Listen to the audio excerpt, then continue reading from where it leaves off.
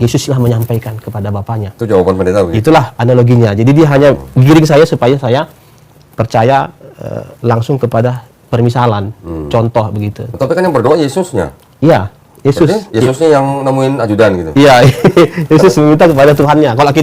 Kalau kita meminta kepada Allah melalui Yesus, nah gitu. Analoginya gitu. Analoginya begitu.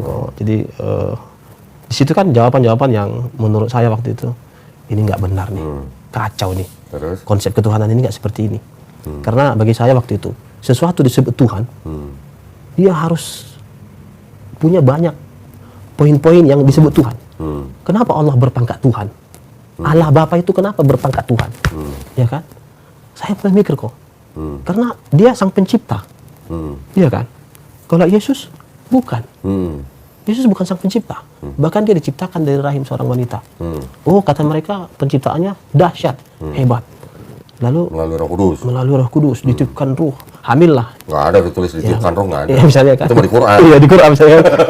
Jadi mana lebih hebat, penciptaan Adam atau penciptaan Nabi Isa? Itu dulu mulai proses pemikiran. Terus? Ya, kemudian Yesus ini butuh tidur, butuh makan, butuh istirahat. Mulailah dulu berkecabuk pikiran saya itu kok. Gimana kalau Tuhan tidur? Enak dong kok. Ya kan? Iya, orang yang lagi berzina atau lagi berbuat dosa, intip dulu Tuhannya lagi tidur apa tidak. Nggak tercatat dosanya. Oh gitu ya? Iya kan? Enak dong. Ya. Karena Yesus masih butuh sifat-sifat manusia kan ada dalam diri Yesus.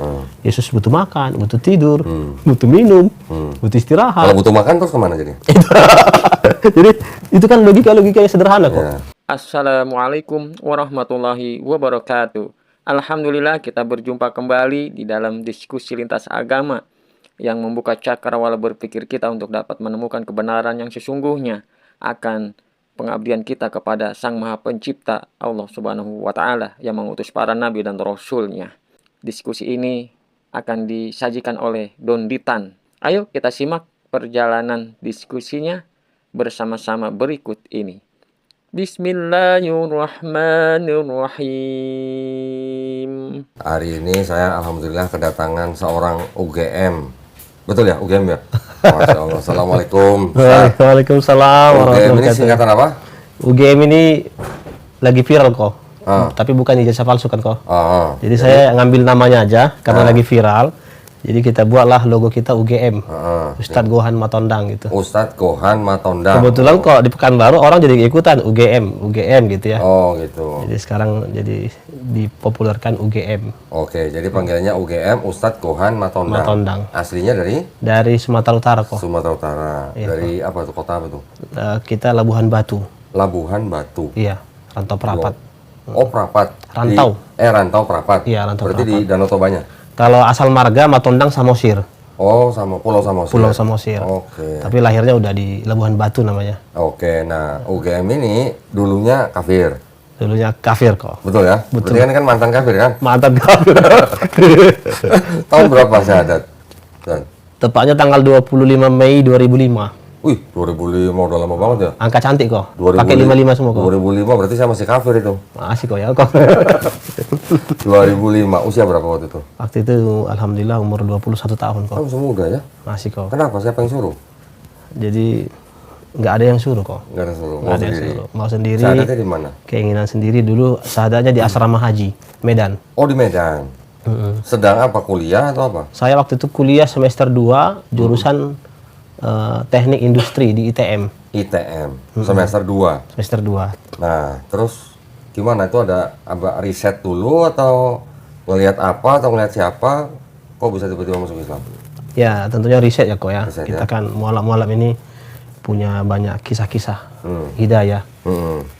Bolehlah cerita sedikit ya kok? Nggak boleh sedikit, harus banyak. Kalau sedikit mah pakai WA aja kalau sedikit.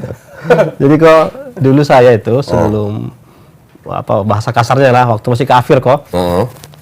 Saya dulu tergabung di satu lembaga gereja namanya GKII.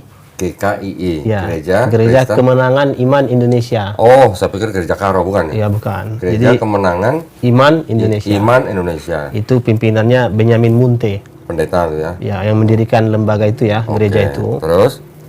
Dengan latar belakangnya pasti karismatik. Oh, karismatik. Iya, karismatik. Oke. Berarti Jadi, bahasa roh ya? cara ibadahnya pun kalau nyanyi-nyanyi, Berarti bahasa roh kan? bahasa roh. Oh, bisa bahasa roh Kalau dulu. nyanyi-nyanyi dulu, nangis, ya bisa nangis. Iya. Kalau lompat-lompat, pujian itu lompat-lompat, kita lompat-lompat gitu. Sampai bahasa roh tadi, tapi itu kan hanya sekedar ikut-ikutan ya.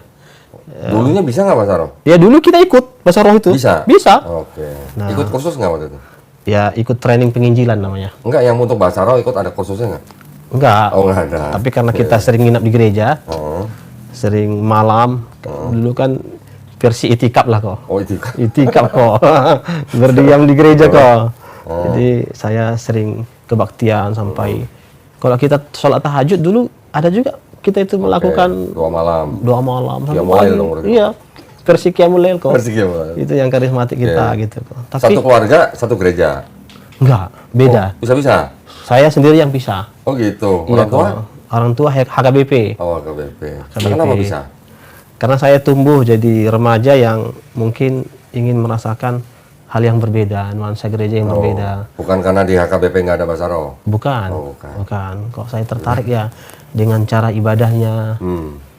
Kok agak unik ya gitu. Tahu GKI itu waktu itu dari mana? Jadi ada pelayan Tuhan waktu itu datang ke rumah saya. Oh.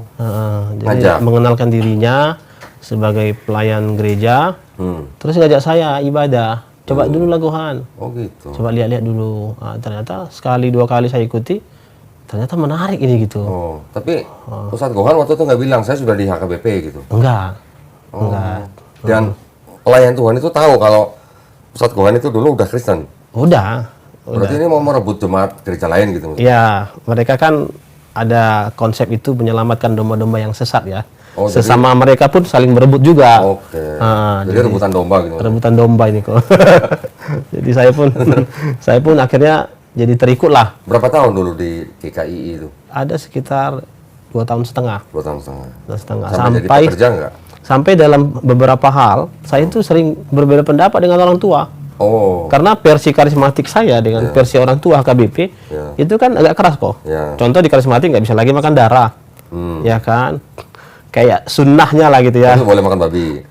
Masih boleh makan babi. Boleh. Terus yang lebih Santan masih boleh, saya santan. mengharamkan apa namanya yang pergaulan bebas lah kayak gitulah. Oke. Pacaran-pacaran begitu gitu. Jadi saya waktu versi Kristen udah versi soleh kok. Widih, gitu. Iya, versi soleh, Nggak versi boleh soleh. pacaran. Anaknya orang tua gitu. Oh, jangan-jangan tuh yang karisma. Bahkan minta maaf ini kok. Waktu itu saya di versi mereka itu sudah mengharamkan rokok. Oh, gitu. Karena gereja itu keras juga. Emang kalau di HKBP boleh merokok? Ah, boleh kok. Nggak boleh juga kan? Boleh. Boleh? Boleh. Oh, gitu. Kecuali dalam gereja. Oke. Di dalam gereja ditulis itu Dilarang merokok. no smoking. Oh, ditulis. Oh. Smoking outside gitu ya. Jadi 2 tahun setengah di GKI. GKI kok. Oke. Alhamdulillah. Terus pas masuk Islam itu karena apa? jadi kok waktu itu saya merasa makin banyak ilmu bukan makin yakin. Oh, Harusnya kan kok kita kalau semakin banyak ilmu, Ya. semakin bertakwa, ya. semakin istiqomah. Saya rutin ikut penginjilan, training penginjilan, ikut turun ke lapangan, menyelamatkan domba-domba yang sesat. Kok jalan-jalan gitu? Ih, saya dulu kok nekat kok, Apain? ke rumah orang. Nggak Oh. peduli saya, Mak. Itu rumah Kristen, itu rumah orang Islam. Oh. Saya ketok pintunya. Mak, Bapak Ibu, saya dari gereja. Pernah orang Islam itu kok. Saya masuk. Selamat malam, saya dari gereja. Saya ingin menyampaikan tentang Yesus Juru Selamat yang rela mati di kayu salib untuk menebus dosa-dosa manusia. Terus? Boleh saya masuk? Nah, ada rumah yang saya datangin itu. Saya disambut kok. Sama orang Islam? Sama orang Islam. Bahkan disiapkan teh, kopi, roti, Widih. makanan. Coba kalau orang yang ngerti akidahnya mau dicuri, pasti dia bilang, duduk dulu sebentar ya Mas. Saya ke belakang dulu, bawa ambil celurit. Jangan. Kalau antum masih di sini, saya datang nanti dari belakang. Siap-siap, pasti gitu kan? Karena bicara akidah tadi ya. Tapi malah saya disambut begitu. Padahal saya mau curi akidahnya. Tapi saya terjemahkan waktu itu karena itu tadi banyaknya orang Islam yang nggak ngerti, Oke. gitu ya, kok nggak ada ilmu. Jadi banyak orang Islam yang menerima kedatangan Oh, Mas iya Gohan kok. waktu itu? Iya kok. Ada satu dua yang menerima. Oke. Nah, karena ladang kita itu target bukan hanya Kristen yang tanda kutip tidak taat, tapi siapa aja yang bisa kita masuki, kita masuki. Karena misinya menyelamatkan domba-domba yang sesat. Dari Matius 28, karena itu pergilah, jadikanlah semua bangsa muridku, dan baptislah mereka dalam nama Bapa, Anak, dan Roh Kudus. Kan ini dasar kita ini, makanya ada gerakan misi itu. Nah, kembali ke tadi kok, saya semakin banyak ikut training penginjilan, bukan semakin yakin, Nah, terus semakin banyak keraguan. keraguannya karena Jadi puncaknya dulu, saya dengan spontan melihat foto Yesus di rumah saya. Foto Yesus kan sebenarnya banyak. Ada yang disalib, ada yang perjamuan kudus, ada yang gendong domba, ada juga yang lagi berdoa. Foto Yesusnya yang rambut pirang nggak? Yang rambut pirang kok. Mata biru. Mata biru. Yang boleh berarti ya. Terus? Dia berdoa. Kan dibikin situ Jesus praying in the garden. Yesus berdoa di taman. Jadi ceritanya kan Matius pun menukilnya itu kan.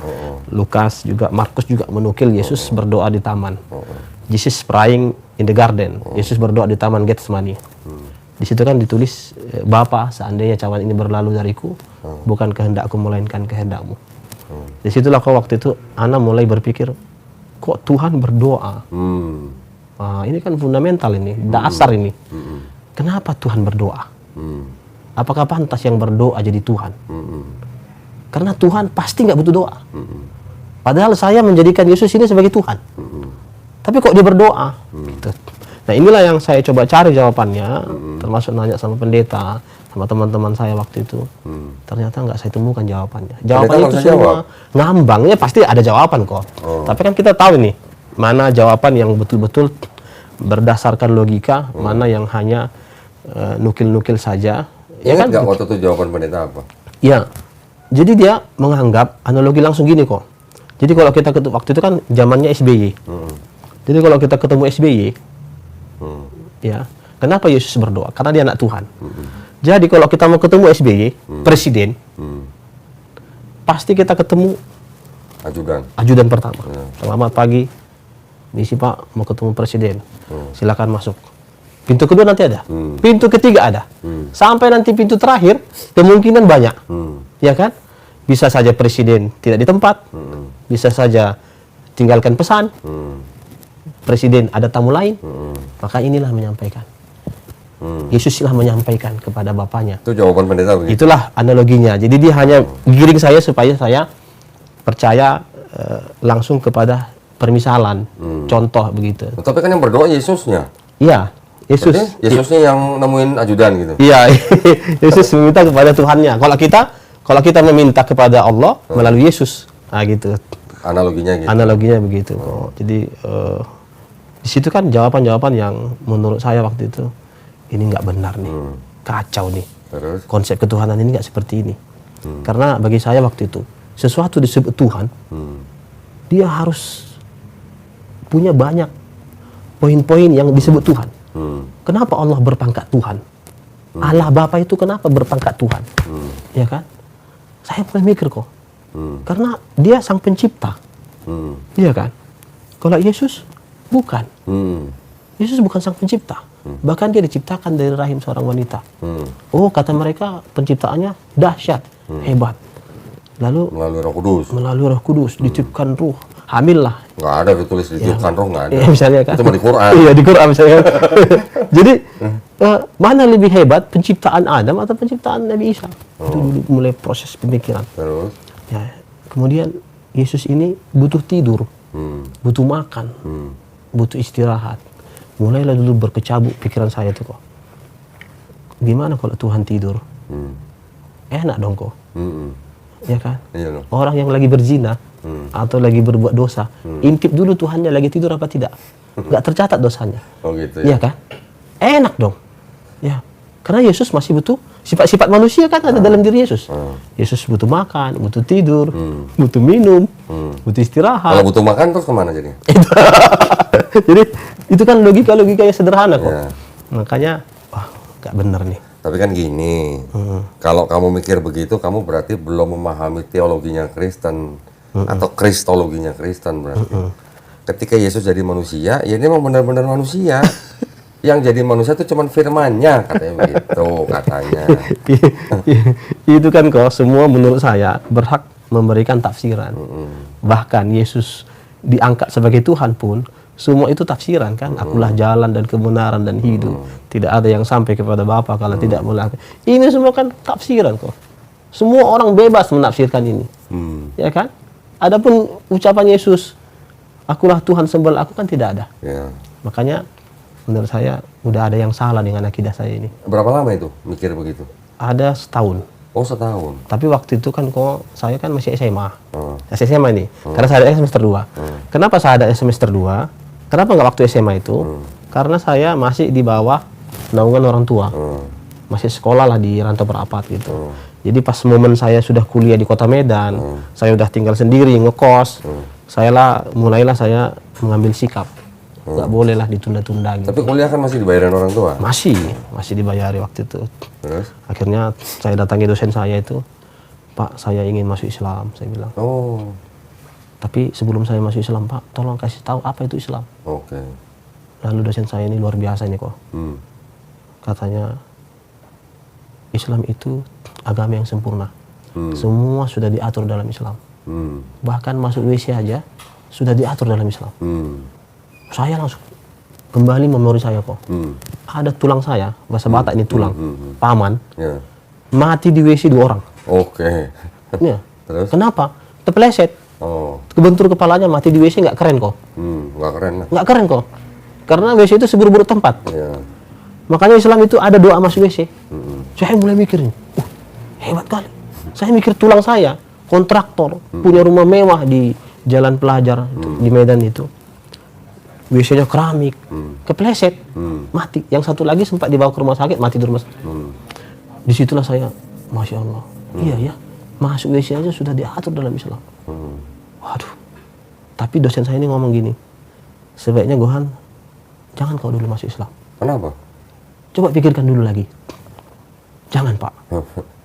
Terlalu lama saya mikirkan. Dikasih saya tawaran 3 hari kok. Oh gitu. Tapi kan kayaknya dia mau melihat saya nih. Serius nggak si Fulan ini?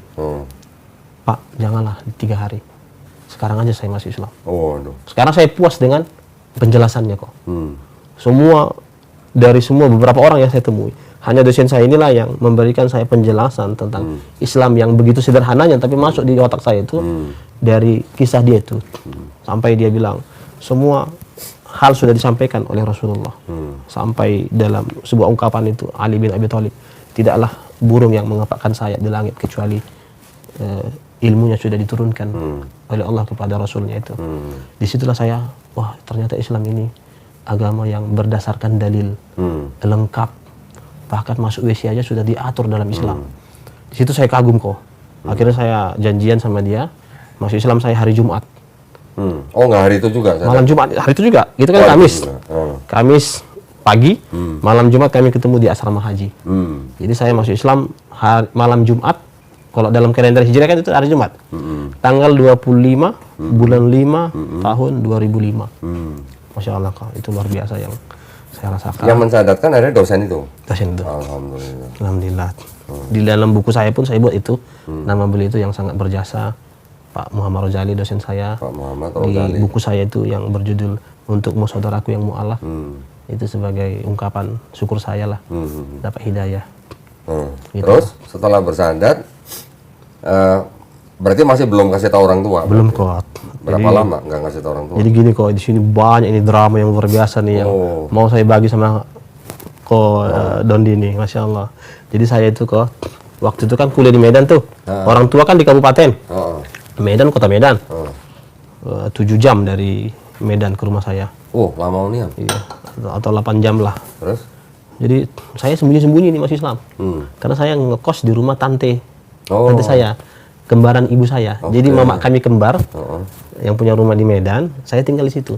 Jadi pagi-pagi sholat subuh saya jogging, pura-pura jogging. Taruh sarung di dalam plastik. Jadi kalau ditanya, saya mau jogging. Pas azan subuh saya mampir di masjid.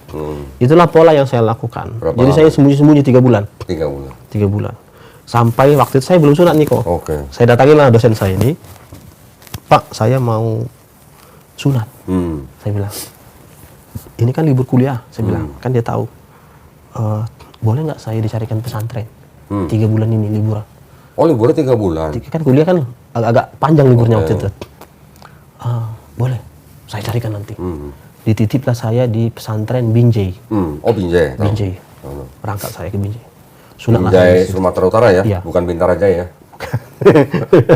Jadi saya kalau selama di situ, doa saya setiap sujud saya di lantai, saya berdoa setelah membaca Subhana Rabbil A'la, saya tambah doanya, ya Allah, mampukan saya supaya saya bisa menyampaikan keislaman saya kepada orang tua saya. Sholat 5 waktu, 17 kali sujud, itu aja yang saya baca kok. Masya Allah. Hanya minta supaya dimampukan memberitahu ke orang tuanya. Iya, Masya Allah kok. Setelah pulang kok ke Medan, ternyata di rumah tante saya ini udah penuh keluarga besar. Oh, Kakek saya, ngapain? ngapain semua ini? Ternyata manggilannya mak tua. Mak tua, kenapa ini rame-rame? Gak tahu kau opungmu sakit. Oh. Opung. Mamamu sekarang yang jaga di rumah sakit. Oh. Tengok sana. Kemana aja kau 3 bulan ini katanya. Loh, Kan nggak ada yang tahu. Oh, nggak Saya bilang. bilangnya merantau. Ya, ya, ya. Saya pergi ke rumah sakit. Saya tengok mama saya sendiri. Opung kan lagi pakai ini infus nggak sadar. Jadi Itu berarti papanya mama itu ya? nggak mama kandung ibu. Oh, ibu kandungnya ibu. Iya, Berarti ibu. nenek ya? Nenek, berarti ya? nenek. Jadi, Gohan, datang kau Amang katanya. Iya mak. Iyalah, kemana kau selama ini? Merantau mak, saya bilang. Cari pengalaman. Kan mumpung libur kuliah. Ya udah, makan yuk makan katanya. Rupanya itu daging babi kok. Daging babi. Kenapa saya tahu? Karena saya orang tua Biasa. saya itu usahanya BPK kok. Siapa? Orang tua saya. Ibu. Oh, Keluarga kami itu jual BPK. semua gitu. Iya. Tapi di saya Medan dulu saya tukang pernah, potong. tapi saya pernah ngeliat di BPK ada BPK Muslim gitu. Iya. Iya. itu apa itu? Badan Pemeriksa Keuangan kan? Bukan, BPK, Badan BPK. Panggang Karo. Iya. BPK Muslim. Iya. Yang jualan namanya Pak Muslim. Pak Mus. Mampir.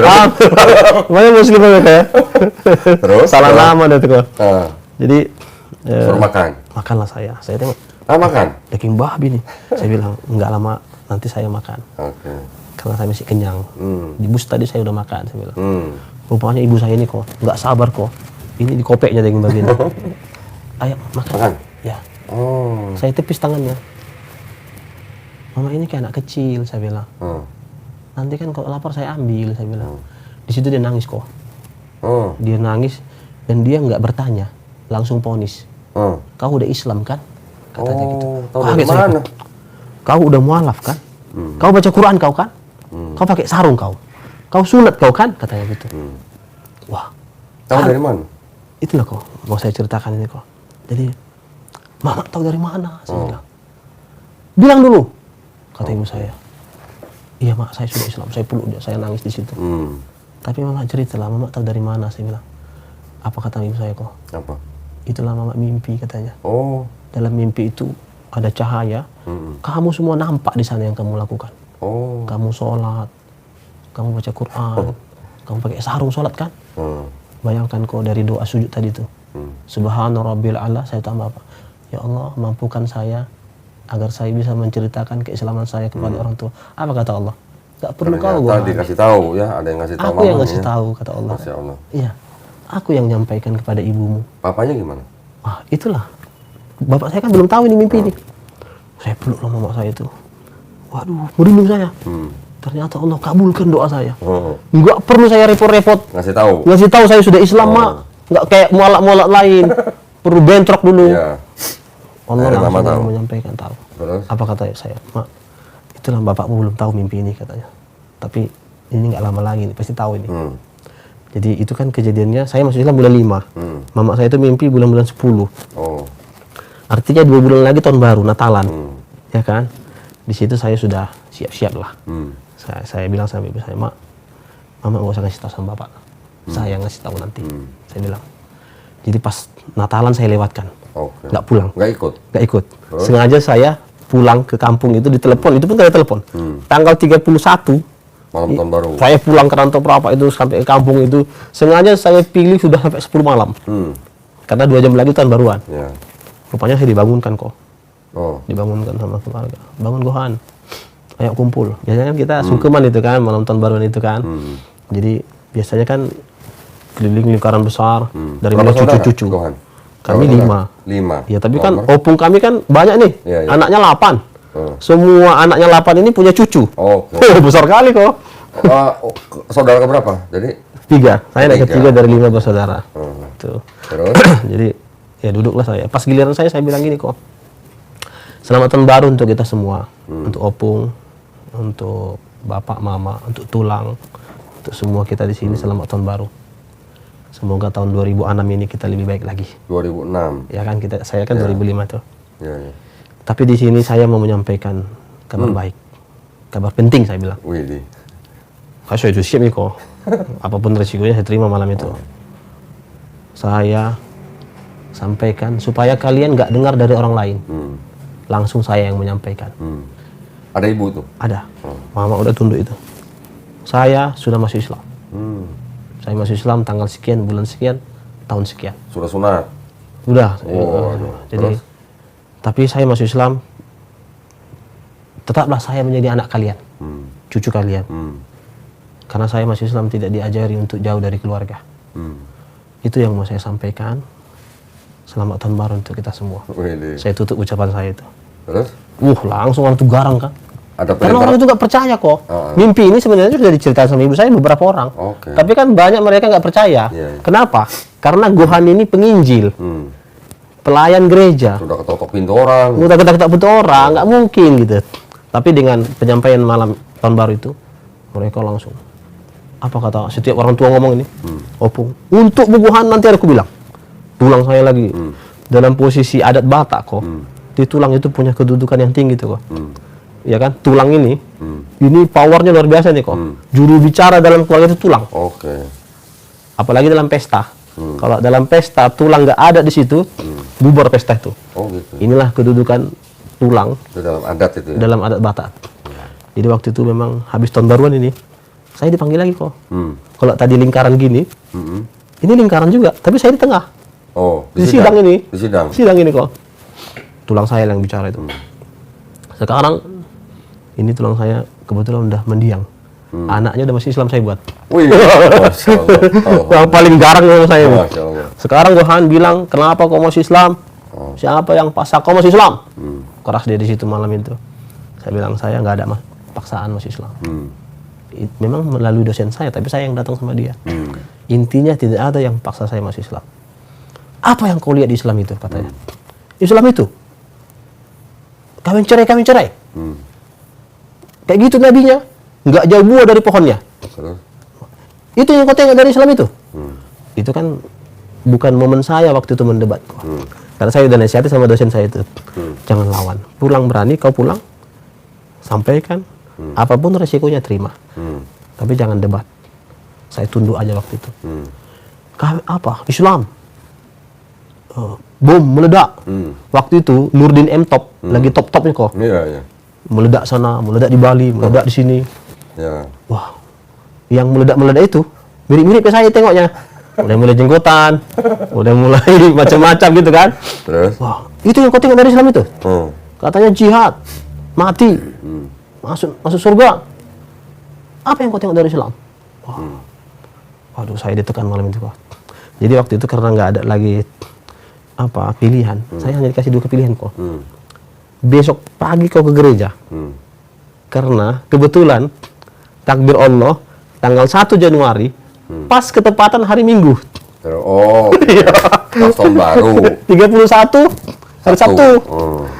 Tanggal 1 Januari. Minggu. Hari Minggu kebetulan. Oke. Besok kau harus ke gereja. Kalau kau nggak ke gereja, pilihan kedua, keluar kau dari rumah ini. Mama saya nangis waktu itu. Pulanglah kau Itu Gohan. ngomong tulang? Tulang. Terus? Pulanglah kau Amang, katanya.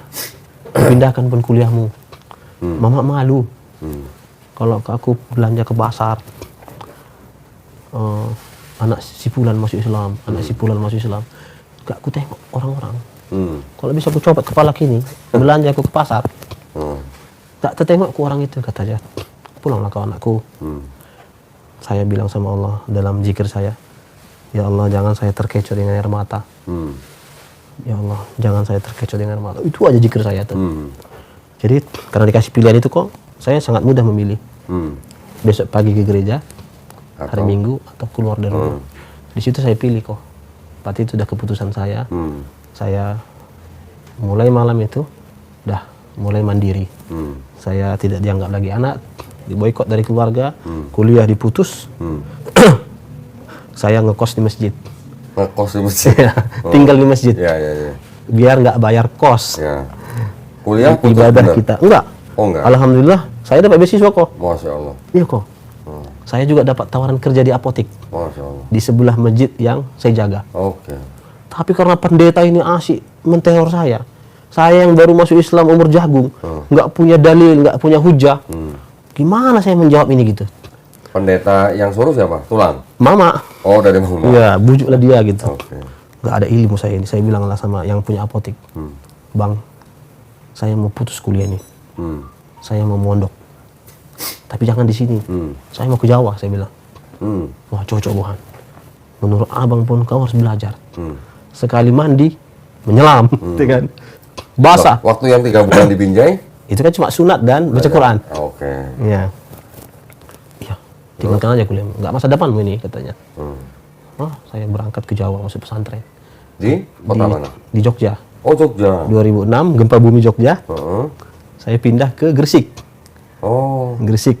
Dari Gresik saya masuk Lipia. Oh. Masuk Lipia. Nah, jadi ini semua perjalanan panjang ini kok. Nah, yang ngongkosin siapa? Wah, abang apotek. Abang apotek. Iya, Masya Allah. abang apotek itu. Masih ada sekarang? Masih. Alhamdulillah. Tadi baru teleponan juga sama beliau. Alhamdulillah. Jadi waktu itu saya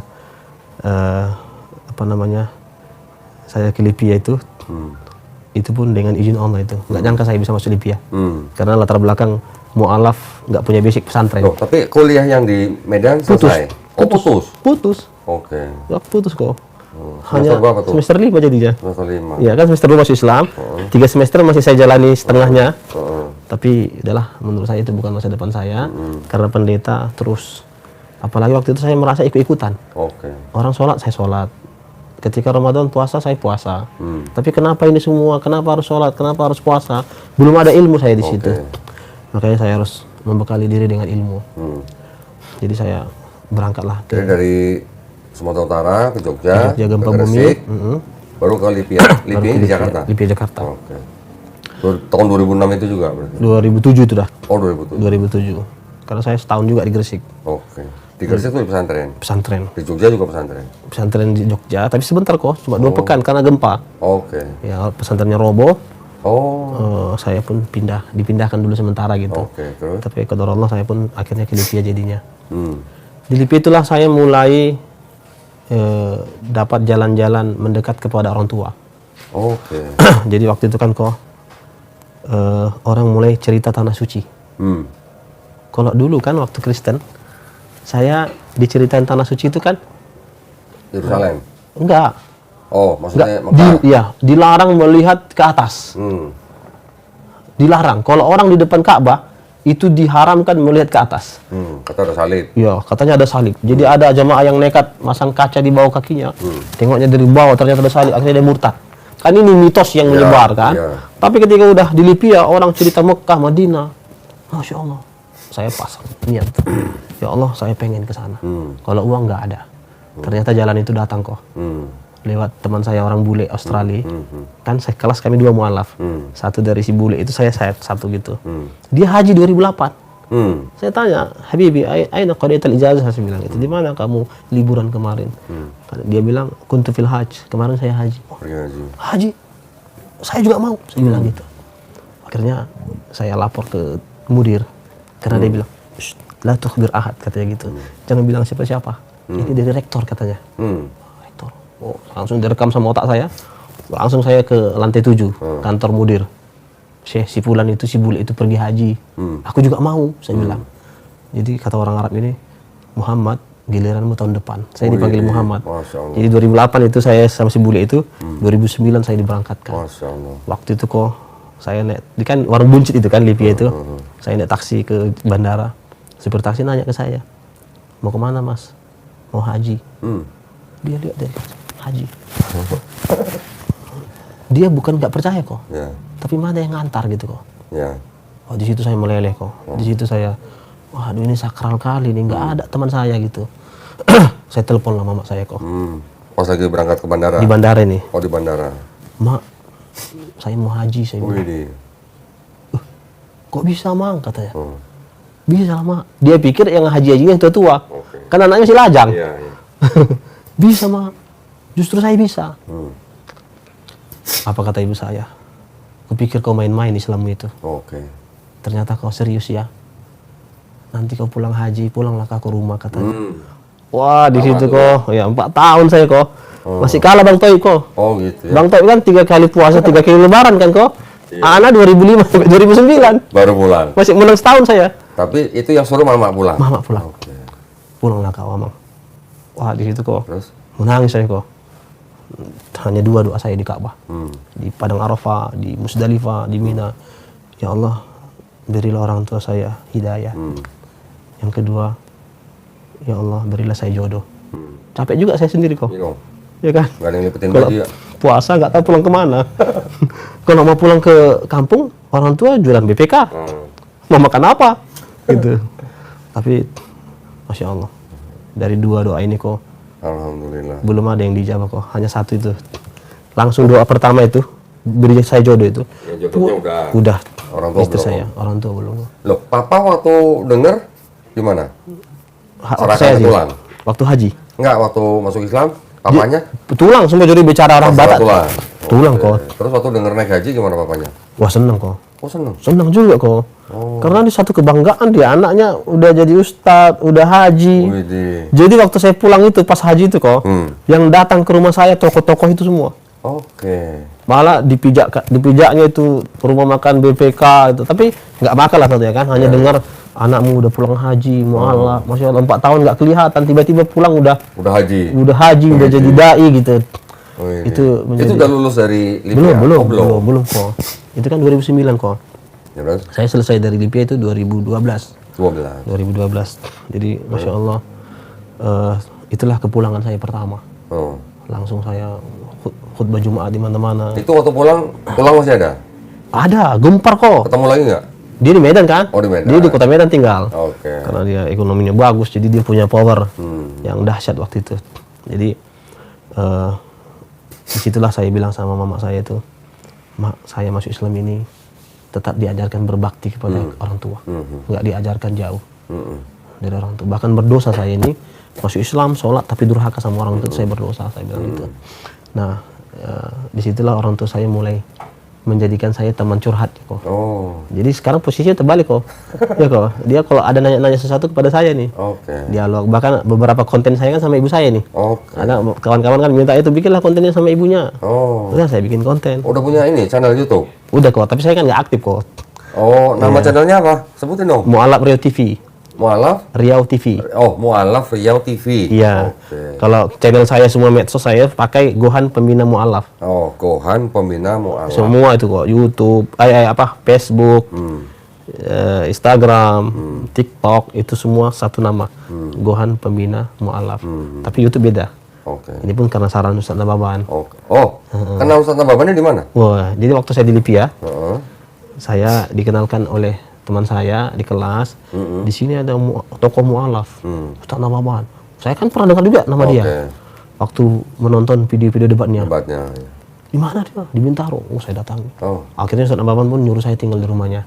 Oh. Itu waktu baru masuk Libya ya, Heeh. 2007.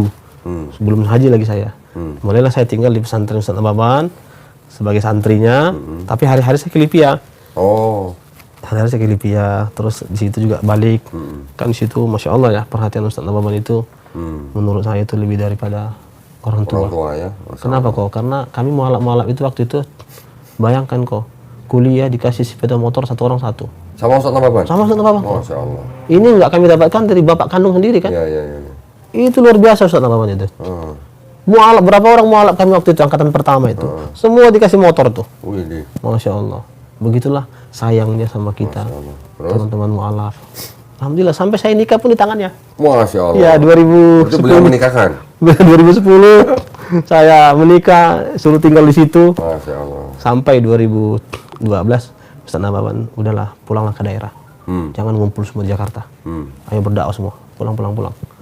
Wah, jadi saya pulanglah ke Riau. Ah, Karena tempat istri siapa Riau? Istri saya kan orang Riau. Oh, dari tempat istri. Istri saya orang Riau. Lalu saya dirikanlah pesantren, yayasan dulu. Oh, iya. YPMR, Yayasan Pembinaan Mu'alaf Riau. Oh, Yayasan Pembina Mu'alaf Riau. Sejak 2012 sudah mengislamkan lebih dari 1.000 orang. Dari 2012 Iya. sampai sekarang. Iya dong, kok udah lama kan? 1.200 orang. 1.200-an. Masya Allah. Dan Masya Allah, suka duka mengurusi mu'alaf ini udah banyak kok. Masya Bahkan waktu itu saya mau dipenjarakan sama mu'alaf. Kenapa? Wah, jadi kita kirim dia ke pesantren Ustaz Ababan. Heeh. Kita kirimnya belanja setiap bulan. Heeh.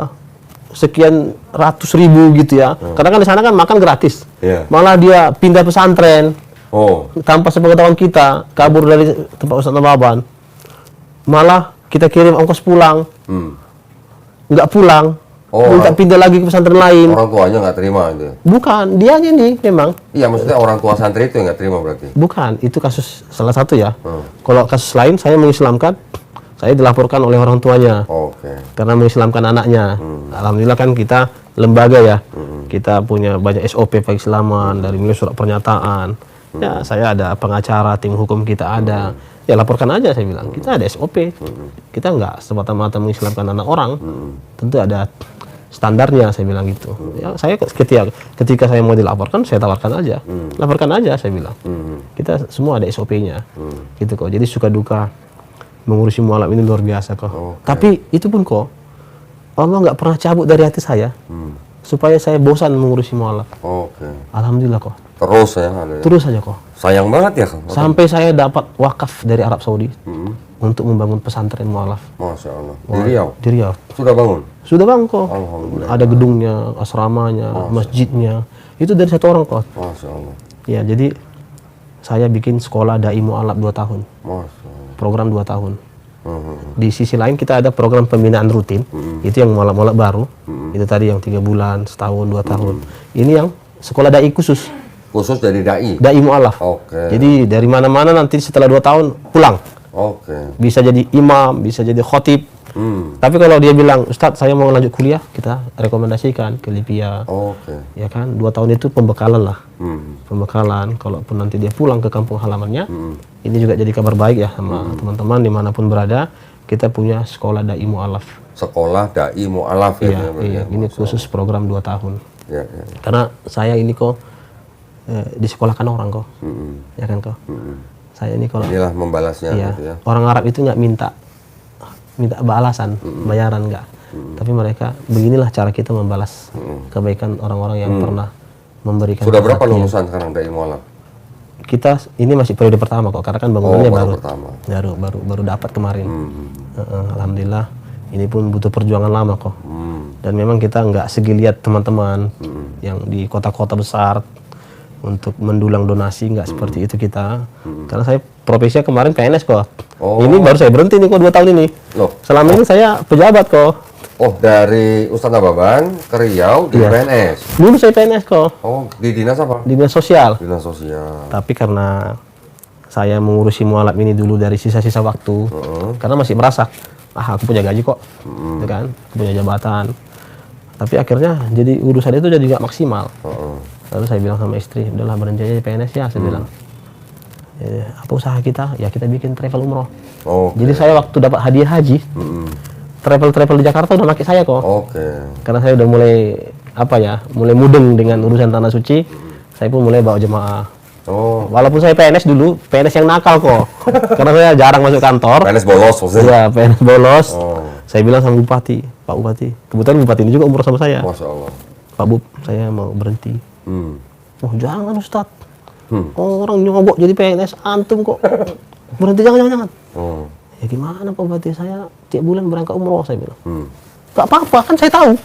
Terus aja, Anda tahu, Ustadz Buhan sibuk. Tapi kan gak enak. Pak Bu, saya bilang, udah berangkat aja. Terus? Atau saya pindah katanya ke kantor camat. Di kantor camat itu nanti saya ngomong sama camatnya, kamu boleh masuk nggak masuk, nggak apa-apa. Oh janganlah Pak Bupati, makin nakal saya nanti, saya bilang. Nggak apa-apa. Atau cuti dulu.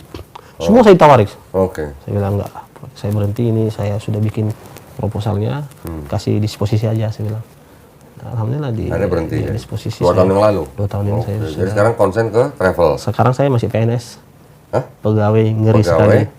pegawai ngeri sekali. Pegawai ngeri sekali. Iya. Artinya Bukan pegawai negeri, ya, pegawai ngeri ya. pegawai ngeri sekali. Artinya rezeki kita nggak diukur lagi. Kalau PNS kan udah terukur. Ya. Kojo nggak kojo, saya 500. Kalau ini kan banyak kita bergerak Di Pekanbarunya nih berarti? di Kota Pekanbaru. Oke. Alhamdulillah kok. Sayang banget, bulan Oktober tahun lalu saya ke Pekanbaru. Itu kok. Kemarin udah lihat juga Jawa Lantem itu. Enggak kok, kenapa nggak ada yang kenalin ke Wah, Ustadz orang Rohan ya? saya bintangnya di sana kok. Wah. Kalau kok sebutkan nama saya, Ada yang datang kalangan mualaf. Cuman kok nggak ada dari YPMR. itu yang dari Masjid Raya, Iya, Masjid dari Masjid Raya. Agung Nur. Iya. Mereka kan punya pengurus BKM ya, punya bidang bina mualaf. Kalau kita kan lembaga khusus semua. Malah kemarin Masjid Raya malah bawa pengurus mualaf yang untuk di Padang atau di mana gitu. Iya, mungkin di Padang itu banyak sentuhan itu kok, butuh banyak sentuhan itu. Nah, di Riau nih sendiri bagaimana? Banyak orang masuk Islam di sana. Riau ini kan kok kota industri yang memungkinkan selera perantau itu banyak. Kalau di sana ada pabrik kertas terbesar di dunia, bahkan di Asia itu nomor 1. Itu yang paper one itu dipakai juga itu kan. Itu kan dari tempat kami itu kok, era PP itu. Nah, jadi memang karena orang-orang luar banyak merantau Di situ ya. itu. Oke. Itu memungkinkan banyak orang-orang yang merantau itu masuk Islam, Oke. dapat hidayah dari sana kok. Ya. Itu alhamdulillah. Jadi inilah dulu tugas kita sampai, karena udah lama kok. Jadi orang manggil saya, kalau Kua manggil orang menikahkan, saya dipanggil untuk mengislamkan orang, Mensyahadatkan. Oleh Kemenak. oleh siapapun, Oh, siapa? oleh BKM, oleh KUA. Masya Allah. Bahkan kawan telepon saya, ini ada yang masih Islam Ustaz, katanya. Masya Allah. Bahkan 2 hari yang lalu saya ada mengislamkan. Ya. Orang Chinese juga kok, Allah. Di Riau. orang Chinese di Riau. Oke. Asal Medan. Jadi berarti yayasan YPMR itu juga mengeluarkan sertifikat kan? Oh ya kok, pasti kok. Itu sudah cara kita memuliakan, menyambut saudara baru yang mau masuk Islam itu. Bagaimana hak-hak mereka terpenuhi. Kayak sertifikat ini kan gunanya untuk mengganti kolom agama di KTP. Betul. Ya kita berikan kok. Bahkan sertifikat itu diakui. Bahkan kalau ada mualaf bikin KTP di Capil, mengganti kolom agama, tuh ambil dulu sertifikatmu dari yayasan mualaf. Gitu kok. Oke. Jadi seperti itulah posisi kita kok. Ya. Jadi ya mungkin ya. Sayang benar kemarin kok nggak ada yang kenalin ya waktu di Ya, berarti Pekanbaru ya. kok Ada Dodi ruangnya baru butuh sekarang datang ya. lagi sekali lagi nih ke Riau nih. Baru datang sekali ya. Iya, saya yang undang berarti. Berkali lagi dong. Berkali-kali Iya, dong. berkali-kali. Kalau kemarin kok siapa yang undang nggak tahu, ini saya nanti yang undang ini. Masya Allah. Spesial nih. Kalau kemarin saya yang undang Ustaz Nababan, Oh, berarti Ustaz Bapak sering dong ya?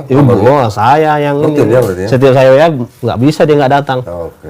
Ini bahkan nanti Maulid sudah terjadwal lagi jadwalnya. Oh iya. 10 hari. Masya Allah. Per 10 hari saya buat ini keliling Ustaz Nababan. Masya Allah. Ah, Yalah ditunggu aja undangannya. Siapa Iya, tahu kita bisa kerjasama apa gitu lah. Ya alhamdulillah, ini sebenarnya tujuannya kok Ana bersemangat nih datang ke Jakarta ini.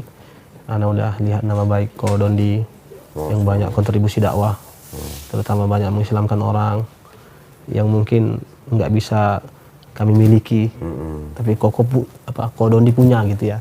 Kita saling Ya isi aja. saling melengkapi lah. Saling melengkapi ya. Ya kan kok. Ini yang bikin saya bangga, kagum. Saya bangga supaya mualaf-mualaf ini bermunculan dengan kualitas terbaiknya. Iya. Itu kok.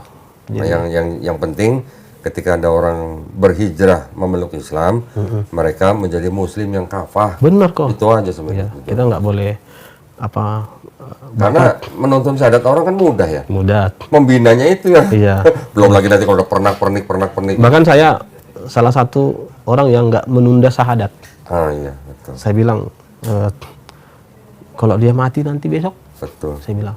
Betul. Baik teman-teman kita itu udah kasih 2 pekan. Siapa yang jamin dia 2 pekan lagi hidup? Jangan. Saya bilang, oke, apa supaya kita yayasan ini sepakat jalan apa yang kita ambil? Saya bilang, oke, sekarang kita bikin peraturan kok. Syahadat kecil namanya. Oke. Syahadat di kantor aja. Oke. Syahadat di kantor itu tidak ada hitam di atas putih. Oke. Kalaupun nanti 3 hari lagi kau murtad nggak apa-apa, kami nggak marah. Begitulah. Saking kita toleransinya tinggi. Oke. Nah, kalaupun nanti kau setelah 3 hari ini bertahan, itu harapan kami. Tapi setelah nanti kau masuk Islam di depan orang banyak, sudah berlaku hitam di atas putih, pakai materai. Kalau kau murtad kami tuntut, karena mempermainkan agama. Karena syahadat kecil sudah dilewati. Jadi pas posisi syahadat kecil ini, ini masih boleh dikasih waktu berpikir ulang. Betul nggak ini ya pikiran gini. Jadi kami sekarang untuk menampung aspirasi teman-teman pengurus, ada yang ngasih ide. Saya bilang nggak boleh, jangan kita suruh pulang, kita syahadatkan. Walaupun belum ada perjanjian hitam di atas putih. Berapa orang pengurus di PMR itu? Ada 10 orang. 10 orang. Itu kan menyatukan ini kan luar biasa ini kan kok. Harus supaya, punya ya, visi dan misi yang visi sama. misi yang sama. Makanya oke, kita buatlah syahadat kecil. Datang ke kantor, kita tanya-tanya, kita syahadatkan. Artinya dia sudah ikrar syahadatain. Kalau itu kan negara gitu kok. Ada pernyataan, ada ini. Nah, itu kan belakangan pun nggak apa-apa. Nah, tapi kalau dia sudah kita telepon, gimana? Masih semangat? Masih bertahan? Masih Pak? Ah, gimana? Kamu siap nggak masuk Islam di masjid besar? Disaksikan nanti sama Jadi jemaah. setelah syahadat kecil, terus kemudian berapa hari kemudian, 3 hari kemudian, Iya, dibawa ke masjid, masjid. syahadat ulang. Saksikan. Di situ udah berlaku surat pernyataan. Sudah ada surat langsung terbit sertifikatnya. Gitu. Jadi, nah di dalam hal itu dia udah nggak bisa lagi mundur. Oh begitu. Itulah mirip-mirip. Terus pembinaannya? Mirip-mirip Piagam Madinah lah kok. Terus pembinaannya? Nah kita ada pembinaan rutin namanya. 3 bulan pertama kita buat pembinaan. Nah meskipun di poin-poin tertentu kita yang lebih perhatian itu kepada mualaf laki-laki. Oke. Kalau mualaf perempuan biasanya kita lebih lunak. Oke. Nah, karena mualaf laki-laki ini banyak yang modus-modus kan kok. Walaupun Modus, itu modus tapi kita nggak boleh jengkali lah. Nah gini, ini mumpung nih ya. Iya. Saya kira-kira hampir 3 tahun yang lalu, saya minta kepada MUI Pusat untuk memfasilitasi dibentuknya Asosiasi Lembaga Mualaf Indonesia.